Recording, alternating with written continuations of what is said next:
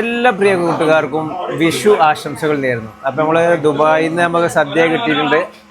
നല്ല അടിപൊളി സദ്യ തലശ്ശേരി ഹോട്ടലിൽ എല്ലാ വിഭവങ്ങളും ഉണ്ട്. വെറും 33 ദിറംസേ ഉള്ളൂ. അടിപൊളി ഫുഡാണ്.